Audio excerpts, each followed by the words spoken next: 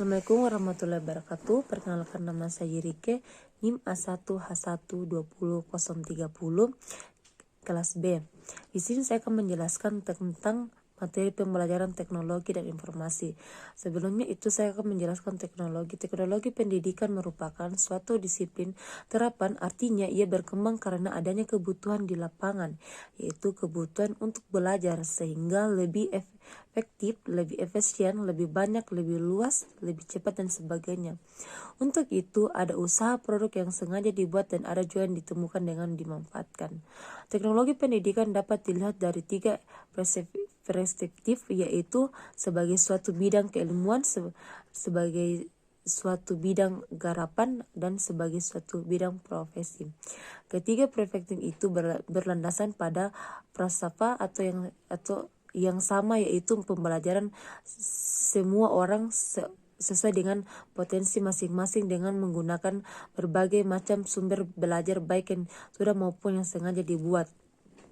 Di sini saya akan menjelaskan sebuah penjabaran kondisi pembelajaran berbasis teknologi di Kabupaten Polewali Mandar, yaitu pembelajaran berbasis teknologi di Kabupaten Polewali Mandar saat ini adalah dengan menggunakan sebuah aplikasi yang bernama Zoom dan Classroom, yang mana aplikasi ini berperan penting pada masa sekarang.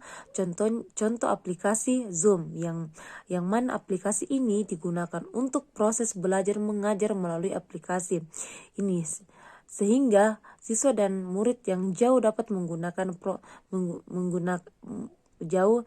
mengikuti proses belajar mengajar. Dan juga untuk aplikasi Classroom digunakan siswa dan guru untuk memberikan dan mengirimkan tugas, karena di Kabupaten Polewali Mandar ini masih atau belum melakukan proses tatap muka atau masih melakukan sekolah online. Yang kedua yaitu jabarkan bagaimana proses pembelajaran menggunakan teknologi saat pandemi di Kabupaten Polewali Mandar. Proses pembelajaran menggunakan teknologi saat pandemi COVID di Kabupaten Polewali Mandar ini adalah pembelajaran bagi anak sekolah maupun mahasiswa menggunakan sebuah aplikasi Zoom seperti yang saya jelaskan tadi di atas.